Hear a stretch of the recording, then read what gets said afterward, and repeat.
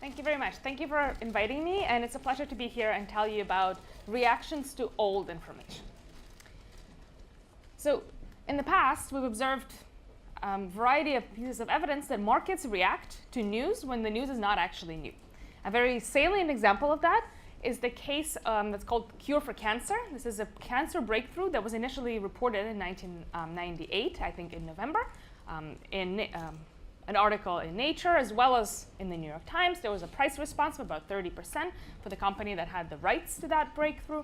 And then half a year later, in May of the next year, there was a front page piece in the New York Times that was in a much more glowing terms, talking about mostly the same information. And the price response was a 300% jump on that day, and then a reversal afterwards. So the market did not adequately realize that that news was already previously known. And Paul has some work that documents this in a more systematic way, that in general, when we see news that's not really new about companies, then the price response on those days tends to predict subsequent reversals in the future. There's also the case of the leading economic indicator, which is an indicator used by finance professionals. It's actually a conglomeration of various macro indicators. So it's possible to reconstruct this indicator before it's actually published, because the components come out earlier, so technically you know all of the information contained in that indicator, and yet when it's released, there is a price response. So all of these pieces of evidence suggest that market participants may not be fully able to distinguish when information is new and when information is not new. And the question we ask in this paper is, why might that be the case? Why is it that investors fail to realize that some of the news is not actually novel information? Why do investors react to old information? In particular, we propose one channel that contributes to this.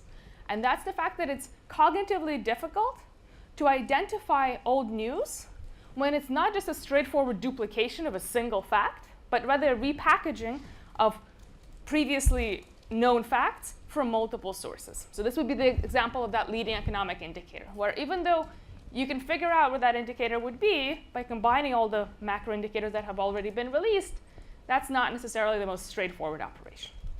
So in this paper, we distinguish between two types of old news. One is what we call the reprint. This is just a direct duplication of a single previously available piece of news. So if I'm not going to give hypothetical names to these papers, not to play favorites, but if paper A reports Apple's earnings and then paper B reports Apple's earnings an hour later, that's a reprint. And that's pretty straightforward to say that this is not anything new. By contrast, a recombination is a news story that also has stale content, but that draws that content from more than just one previous source. So it kind of combines information together.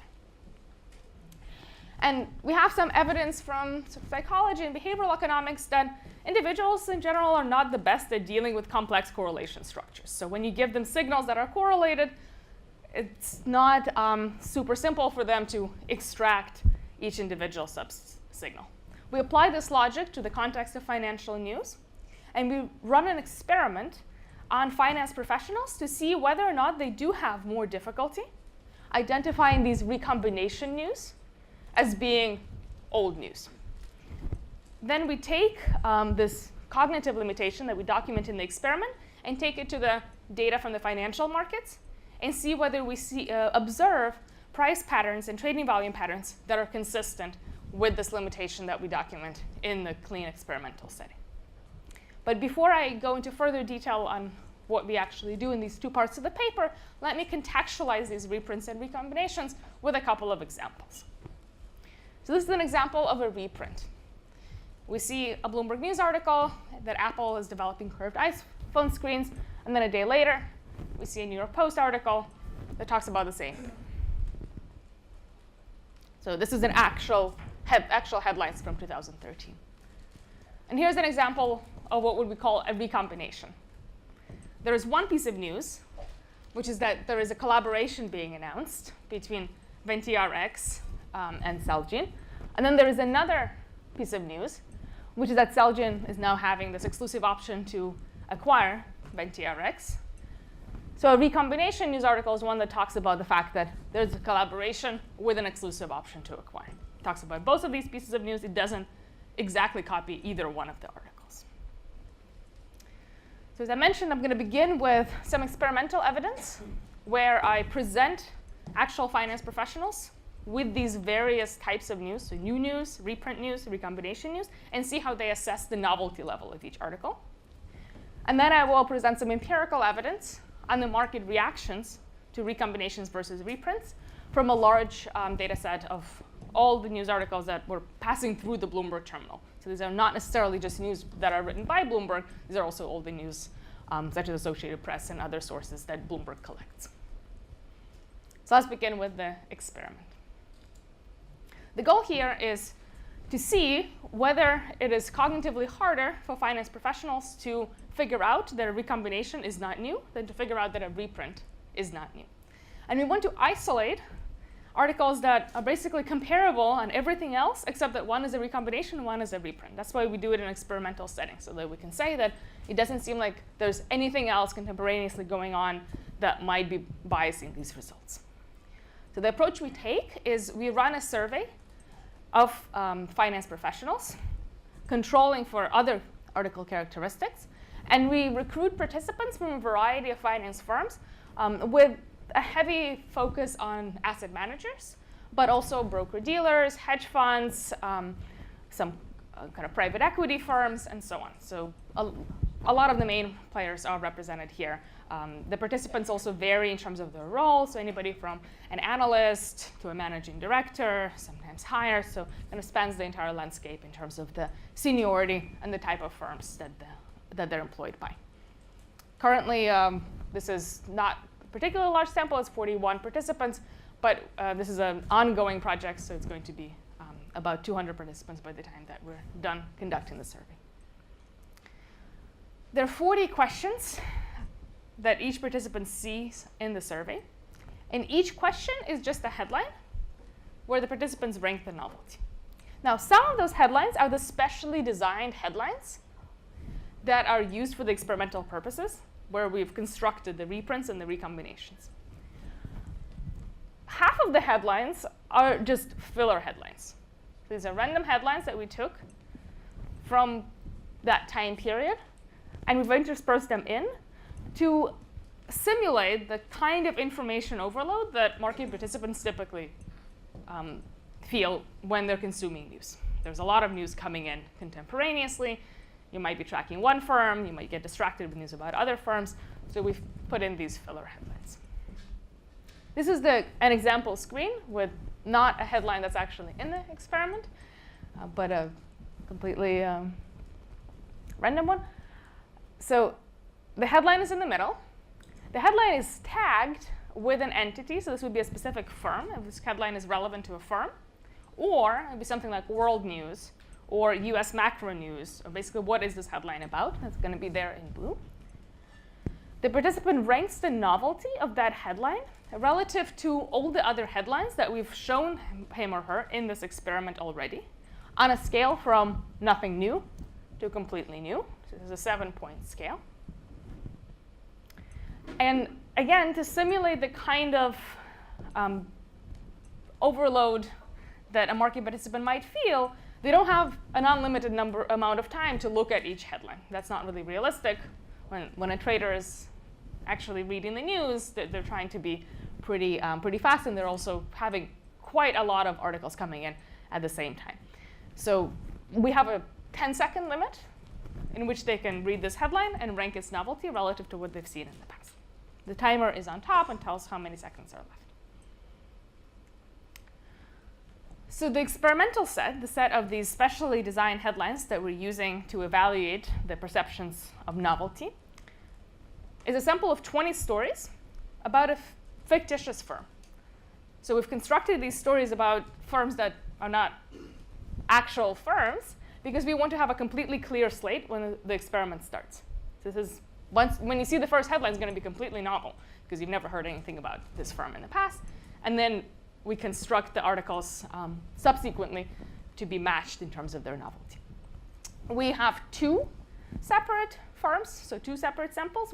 Some of the participants see news about Argosy Logistics. Some of the participants see news about Laker Pharmaceuticals. The reason we have two samples is just to have an external validation that the results that we obtain are not just driven by the particular construction of the news headlines that we wrote in a sample. The results are consistent across these two subsamples, and they are. The filler set is just 30 kind of headlines, out of which 20 are randomly selected and randomly interspersed. So for each participant, they're going to be at different points with these 20 experimental headlines. So here's some example filler headlines from that time period. I think these were Reuters headlines, if I remember correctly. And here's some examples of the actual headlines that we've written. So novel headlines about Argosy include the following. Argosy's misfit design business down, some tough questions to answer.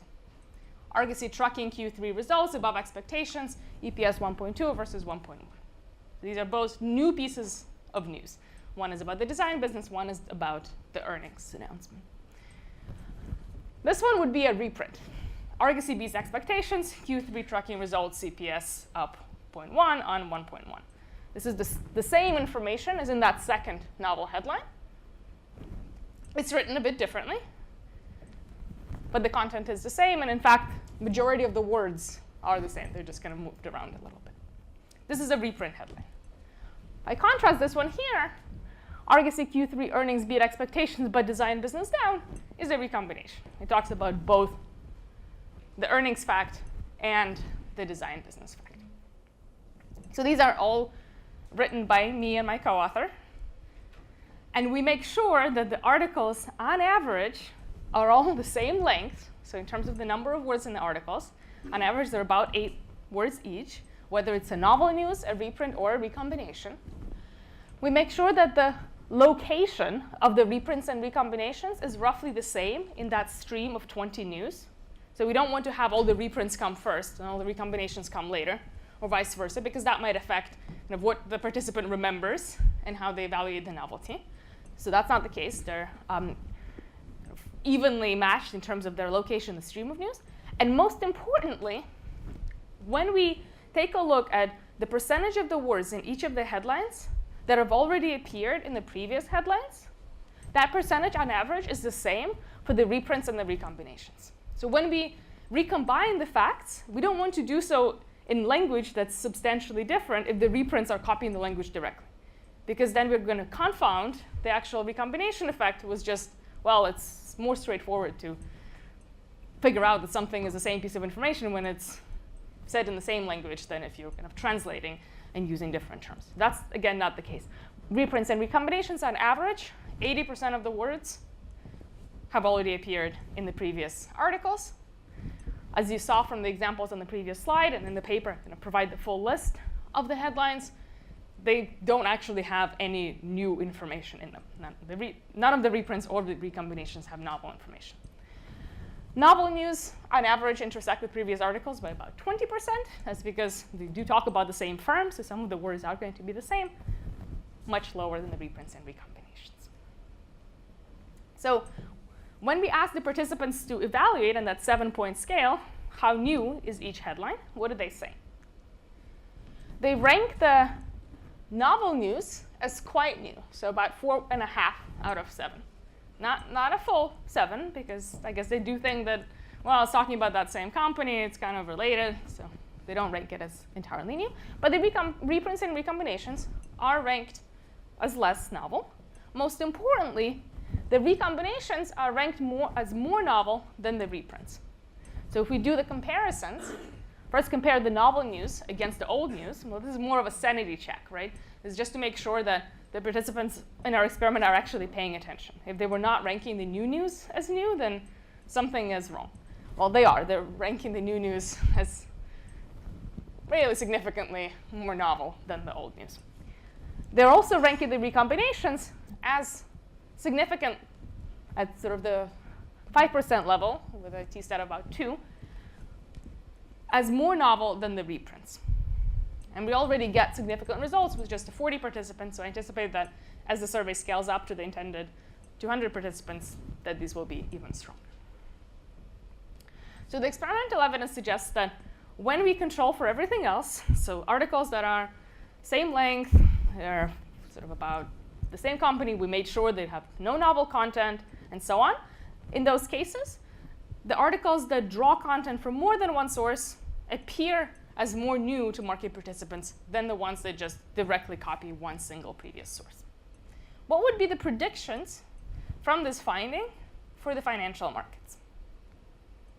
Oh, sorry, I also had individual level responses. So the median participant ranks the reprints as more novel than, sorry, recombinations as more novel than reprints. So the first prediction is, again, the sanity check, that the novel news do appear as more novel to the market participants. So we should see a stronger price response when the news is new than when the news is old. And this was already documented in Paul's paper as well. Now, the key prediction is that since the recombination of information from multiple sources appears newer than reprints, we should see a larger price response when the firm has this recombination type of news than to the reprint type of news. Furthermore, to the extent that the participants are incorrectly thinking that the recombination news is new, right? Like in the experiment where none of the new recombination articles had any new information. So if they incorrectly think that the recombination news is novel, then those greater price responses following the recombination news should also predict a larger price reversal subsequently as the market figures it out and corrects. So these are going to be the predictions that we test empirically with the Bloomberg data. So let me get to now that part. The data set that we take, as I mentioned, is the old news article that passed through the Bloomberg terminal, which is quite convenient for assessing novelty because this contains news from many, many different sources. So this has news written by Bloomberg, news written by other sort of big, trustable news providers, but also blog posts, directly company filings, press releases, and so on. So everything is in the sample. The sample, so kind of to give you some context, I think currently there's something like 1 million articles per day going through the Bloomberg terminal, but of course not all of them are financially relevant, because sports news, random crime news, I remember when I was in Goldman Sachs, there were some functions that were financially relevant news and then some functions that you kind of go to read the news for fun. All of that is on the terminal somewhere. So screening that out and only looking at financially relevant news. Also going back, so we go back to 2000, from 2000 to 2014. The coverage, of course, is much greater if I look right now than if I look back at sort of 2000. So over this long time frame, we have about 62,000 articles per day that are actually financially relevant. But not all financially relevant news is necessarily relevant to specific companies. Fed announcements have been talked about quite a bit today. They're very much financially relevant, but they're not going to be tagged with a specific firm, so we're not going to be looking at the price response for Apple or for IBM. So here we condition on news articles that are actually tagged with specific US equity names. And this is an average about 30 articles per day. Bloomberg also labels these tags with certain relevance scores. So an article might talk about Apple, but if it's talking about the iPhone, like a new iPhone release, then it's going to also be relevant to Google for the projected, say, Android sales. So relevance scores, I think they have like 90 is basically the relevance for Apple when an article is talking about Apple's new iPhone. 70 would be the relevance for the main competitor. A 50% relevance score would be like if Moody's is releasing a report about some firm, that firm will be tagged with 90%, but Moody's will be like 50%. So we make the cutoff at that 70% level. And this leaves us with an average of 4,000 article tickers per day, which amounts to approximately 1 million stories per year over this 15-year horizon. So how do we want to capture the reprints versus recombinations? To capture old news, we follow a pretty standard methodology, also employed by Paul, and just looking at directly the words and not going into the complex sort of mapping concepts and synonyms and so on, just looking at the word intersections. If this article has text that is largely spanned by previous articles about the same firm, then this article is classified as old. If it has text that we have not seen before, then it's classified as new. That's to get an old news. But how do you tell whether this old news is a reprint or a recombination? Well, for that, we'll look at whether or not the text is spanned by one single closest neighbor, or the text is largely spanned, but there's no single article that spans a majority of it, or a large enough majority of it. So here's an example of a reprint. The article is kind of visually drawn on top, this gray text. And then the 5 closest neighbors, S1 prime through S5 prime. And the shaded region in each one is which terms of S do we see in these closest neighbors. And we see that S1 prime already, that's why it's highlighted in red, covers like 90% of the text in S. So S is 90% old, and all of that comes from S1 prime. That's a reprint. By contrast, for this article S here, with these neighbors and the intersections drawn, we also see that overall, 90% of the terms in S appear at least in some of those previous articles, but only 50% in any single one. So basically, S in this bottom panel is a recombination of S1 prime and S2 prime. So that's how we classify the articles. We look at whether or not overall the amount of text that's spanned by previous articles is above some threshold. 60% is our sort of main specification, but we also consider just continuous measures of the percentage of the text spanned. If there is enough new text in the article, then that's a novel article. If not, then it's an old article, and we then take a look at what percentage of that spanned text comes from the single closest neighbor versus the other neighbors. If it's very high, if at least 80% of that already seen text comes from one previous article, that's a reprint. Otherwise, that's a recombination. So we classify each individual article that way. Then we aggregate to firm level. So for Apple today, are we seeing a lot of old stories? Are we seeing a lot of reprints? Or are we seeing a lot of recombinations? We adjust for the overall volume of news, because of course, if you have more stories, then it's a lot easier for each story to be spanned by previous stories, versus if you only have one story, then it's going to be completely new. And we also adjust for the lengths of the articles, because if the shorter the article, the easier it is to be spanned by previous texts of the articles. And we predict the next day market return from these news measures, controlling for a variety of common factors. What we find is that the return is lower when that firm has a lot of old news. That's good. That's, again, that kind of corresponding to that sanity check we did in the experiment, where we saw that novel news are ranked as more novel than old news, and market responses are larger when the news is novel than when the news is old. And the second part is that the price response is larger when the old news is of the recombination type than if it's a reprint type. And that corroborates that second main finding from the experiment, which is when we give finance professionals headlines to look at, they are more likely to mistake a recombination one for being a new piece of information than a reprint. And accordingly, the market reaction is larger to recombinations than to reprints. Now, in the experiment, this was wrong. Old news by construction, the recombinations and reprints were not new. So the participants should have rated all of them as being completely old. So they were mistaken. Is that the case also in the markets? Do we see evidence that some of this reaction is not warranted to these recombination news? So to see that, to see whether or not some of this greater reaction to the recombination news compared to the reprints constitutes an overreaction, so an incorrect reaction to the old content in the recombinations, we take a look at price reversals. So those returns that we observe after recombination news, are they more likely to subsequently reverse than the returns after the reprint news? So we predict some subsequent returns from those initial immediate returns after the news interacted with these news measures. And what we find is that the returns after old news are more likely to reverse than the returns after new news. Again, to the extent that the market is reacting to old information, that's incorrect, and that's what's been documented in the past.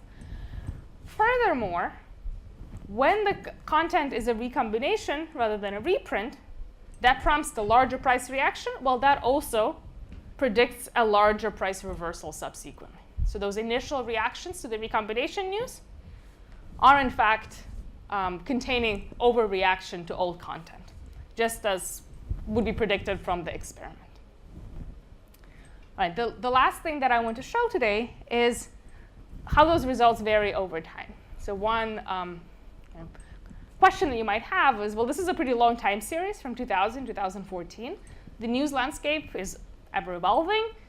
Is it the case that market participants are equally susceptible to these different types of old news today as they were back in 2000? Or are things changing? Is this just an effect from the early 2000s that is there in the full sample, but once you look at the more recent times, then this no longer matters, and everybody has figured out how to tell apart old news reprints and recombinations? Now, that's not likely, given that in the experiment conducted a couple, I guess, a month or a couple ago, market participants were still susceptible to these recombinations, but let's take a look at how it looks in the empirical data. So on top is the coefficient on the old news factor. So this is basically the difference in reactions to old news of any kind versus new news. And this is good news. So we see that overall, the reaction to old news compared to new news has gotten more and more negative, meaning smaller reactions to old news compared to new news over time. So it seems like overall the market is getting a bit better at telling apart these old news. But if we take a look at the difference in the reactions to the recombinations versus reprints, there the story is different. So we see that the differential market response to the recombinations is actually rising over time. So that if overall there is a smaller reaction to old news, well, that's coming from the reprints. The market is getting better at screening out reprints. They're still susceptible to recombinations. Potential reason for that is that overall, if you look at the volume of news, and you classify them into these reprints and recombinations, well, reprints are getting more and more and more common. Some very large percentages of news articles, more than half, sure, are classified as reprints in our data, and more so towards the end of the sample. So news outlets are publishing the same content. We're seeing a lot of reprints, and earnings announcement will appear in dozens of different sources. The market is screening that out, at least for the most part. But when that old information is more complex, when it's not just directly copying a press release, but maybe drawing from more than one press release, combining information from a couple of previous publishers, in that we have not learned to screen out. And to that, market participants are still susceptible. All right, so as I mentioned, we do this in a variety of ways. I'm not going to go into detail on any of them. Basically, we take a look at continuous measures of this older recombination content instead of just binary classification. We use different thresholds. Do we kind of look at 60% novel, 80%, 90% novel in order to classify, 60% old, 90% old in order to classify an article as being old news. And also just varying kind of how far back do we look for articles that are that span the current one, and so on. And the results are pretty similar across these specifications. So to conclude what I've shown you so far before we can go into the questions, in this project, we differentiate between two types of old information. Reprints that directly copy one preceding fact from recombinations that combine information from multiple preceding sources. And the reason that we do this is because we expect that it's cognitively harder to figure out in a recombination that you've seen this fact over there, you've seen that fact over here, and actually nothing in this article is new. By contrast, a reprint, well, you just need to compare it again against one previous article. Pretty obvious that this is the same earnings announcement. We document this experimentally, that finance professionals that we survey do in fact have more difficulty in identifying these recombination stories as not having new information. And then we trace out the predictions from this cognitive limitation to prices and trading volumes. And we find that market reactions are stronger when the firm has more of this recombination type of news. And we call this recombination effect. And that these reactions are also more likely to subsequently reverse, confirming that there seems to be a limitation in processing rather than that the recombination news are really just bringing kind of useful synthesis. And this effect has, if anything, strengthened over time. So I think it's still just as relevant to be talking about old news now as ever. So I'll be happy to take some questions.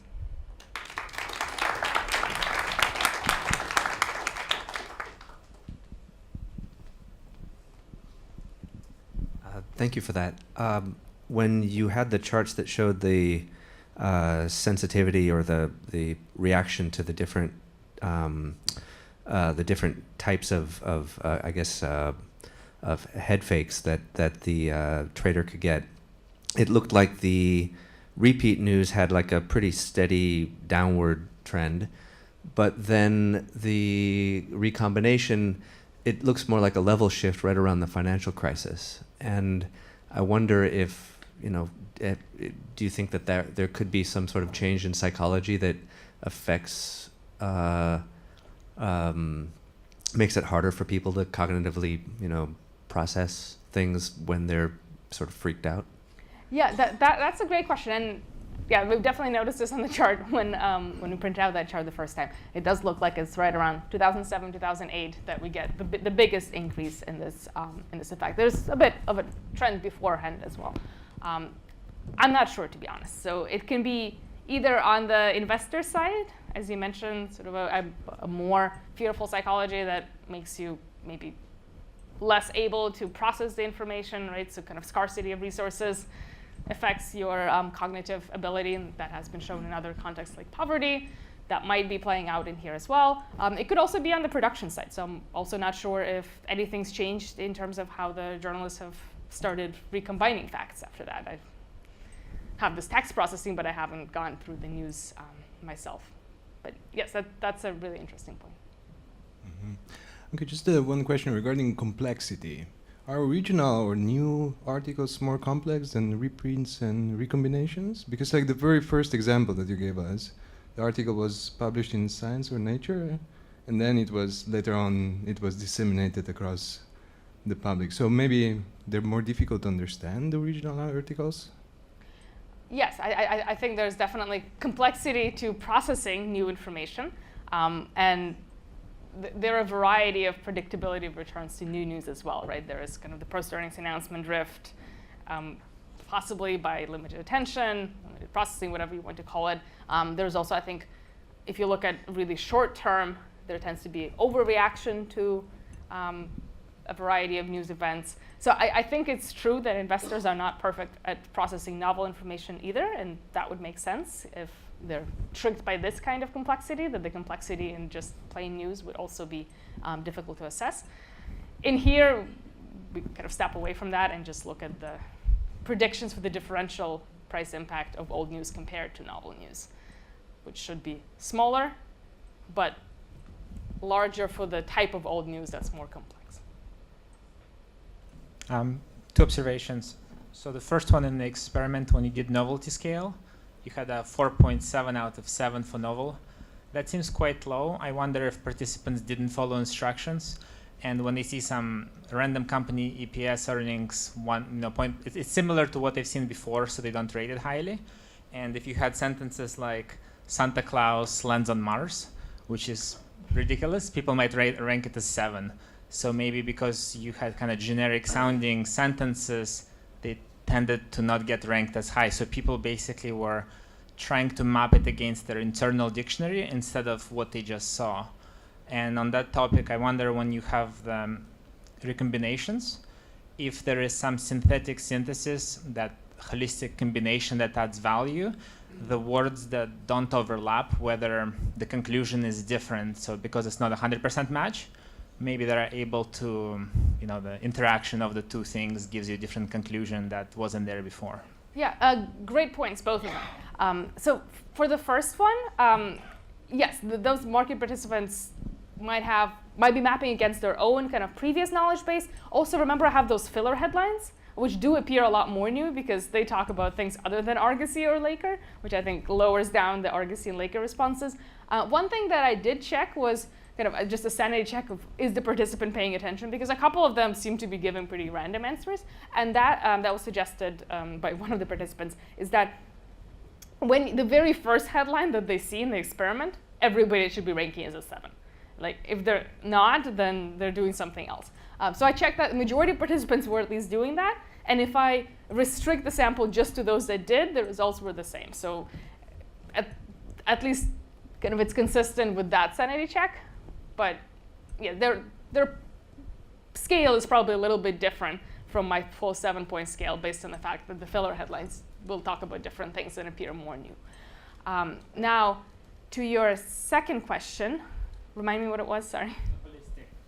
Right, the kind of the holistic combination also, I think the residual novel content. So you said that not everything in that news story is old, and there's that residual novel content that might be more sort of valuable. So the only way that I could think of to address that concern, I guess a related concern, is that the type of journalist that copies from 2 sources maybe is more competent than the type of journalist that copies from 1 source, right? It's also more complex to produce recombinations. So what I do there is I vary the threshold of the old news. So in the main specification, anything that's like 60% old is already old, considered an old news. And then I look at whether it's a reprint or recombination. I also do this restricting my attention to only news articles that are at least 90% spanned. So basically, that leaves less room for that discretionary additional novel component. Now it's only 10% of the article can be new. And I check that the results are very similar in that subsample as in the 60% and above subsample. And so the logic there is that as I reduce the residual novel percentage, that doesn't affect the results. So it doesn't seem like they're driven by that residual novel component.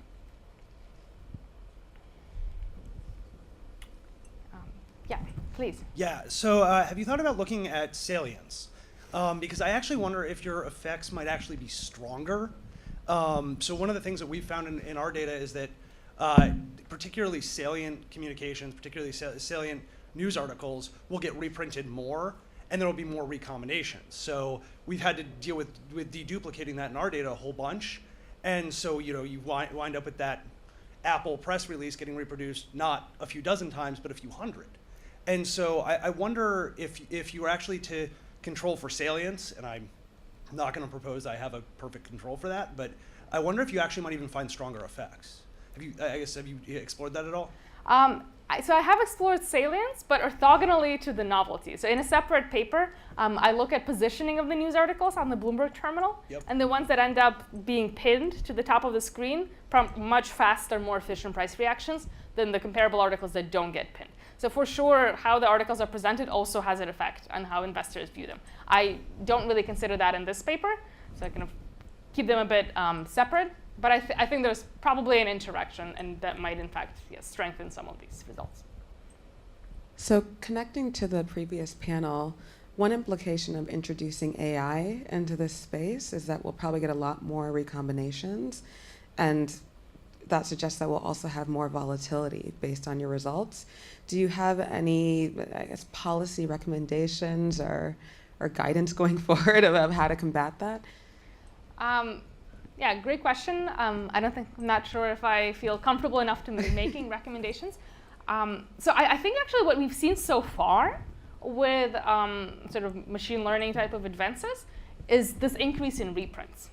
Because I think a lot of these reprint type of headlines are not necessarily written by somebody who's deliberately copying a news article from Bloomberg into their own, but rather generated automatically, right? So when an earnings announcement comes out, I think a lot of the main financial news providers have processes in place to generate headlines as fast as possible from those earnings announcements that will be available in milliseconds, and that will be generated automatically. So I think until today, it's been mostly on the reprint side, and that's maybe why there are more and more reprints, and the market reaction to reprints is getting milder and milder. Recombinations are still in the complex space.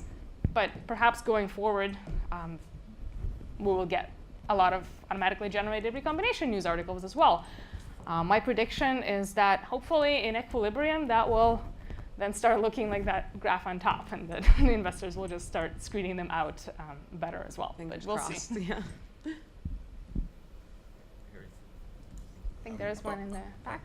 Are there any positive corporate implications for your findings? In other words, could a corporate IR department say, we need to tell our message more than once, it's not getting through, and so this would be a prescription for taking a message that's particularly salient and just continuing to hammer it home? Yeah, so I guess this is more about how you hammer it home.